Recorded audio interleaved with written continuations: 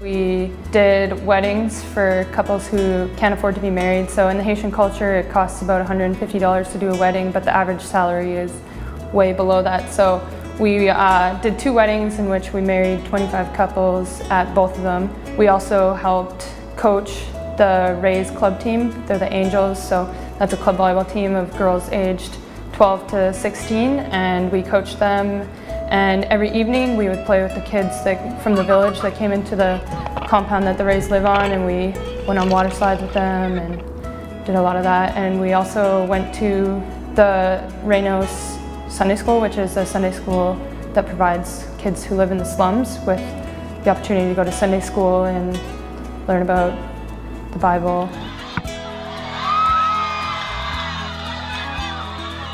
In Haiti, it's strong. If you are not married, you can't be a part of the church, you can't contribute, you can't be a youth pastor, you can't be a deacon. And so in Haiti, though, they can't afford to get married. And so they have certain customs and rituals and standards of when you're getting married, you have to have a party, you have to do this, you have to have the wedding dress, you've got to go full out. But no one can afford to do that. And so by us being able to go there and put this wedding together for them, we're able to build the church, and we're able to bring a lot of freedom to people who have not been able to be a part of the church for a long period of time.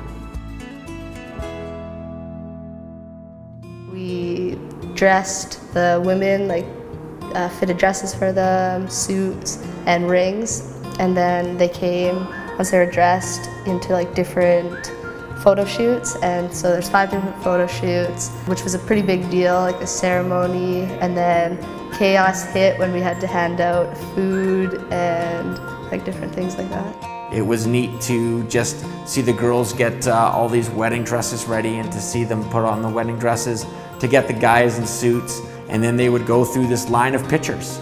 And so they started from one end, and we put a nice photo album together of 11 and 12 pictures so that they could take with them, and they could have, and they could show with their families and friends. It was almost like hearing their story. It was a little heartbreaking to hear different stories, but also their gratitude towards us was pretty inspiring. Even though it's not our being down in Haiti for 10 days is not going to make a huge difference to Haiti, it makes a huge difference to these few people. And so that was incredibly powerful, because a woman stands up and says, I used to sneak into the back of the church. I always came late. I would come in with all my children, and we'd sit at the back, and we'd leave early because I was so ashamed. And now she says, I'm coming early on Sunday next week. It was neat to support Rod and Debbie Wray in their ministry there, and to support them by just either bringing our resources or bringing our teams and just helping them. It's kind of a safe haven for these group of girls in this village, for them to come and learn a sport and be protected.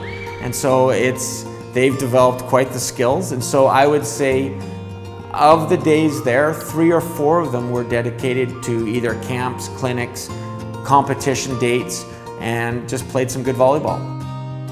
When we first got there, it was about building relationships with the Haitian girls. There's about 16 different girls, 14 to 16, and we just got to play volleyball with them and just enjoy each other's company. There's a big language barrier, and once we got past that barrier of girls were just doing our hair, it was pretty cool how close we got, even though we didn't have any language to talk.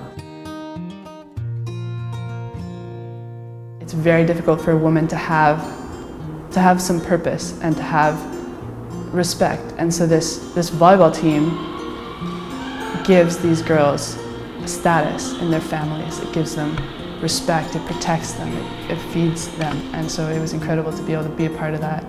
And I think one of the things that Debbie Wray talked about is faithfulness, and showing especially the children that they can trust something. And I think she talks about that as showing the children faithfulness, because it allows her to talk about God's faithfulness, and showing the children love so that she can teach them about God's love. Rod and Debbie Wray are the ones that have kind of built this, and they would give all credit to God in what they've done and what's been accomplished. And so to be able to go down and just be a small tool in what they're doing is encouraging, is inspiring, and is humbling to the point where it's made me reflect on my spirituality and my contentment with what makes me content. Is it all the stuff, or is it the people that I'm around and the work that I'm involved in? And it's been challenging for me both personally, spiritually, emotionally, my family, everything. This was a great trip to get to know everyone and like what makes a person tick, and to see their emotions as you're going through these things together, and to share those emotions as a team, I think was very powerful. It may not have seemed like we did a lot in Haiti, but we built a lot of relationships, and our team was kind of like a small drop into a bucket, but there's tons of teams that keep going to Haiti and building into that, and each drop accumulates to a big thing. So it's kind of cool to be a small part in a big picture.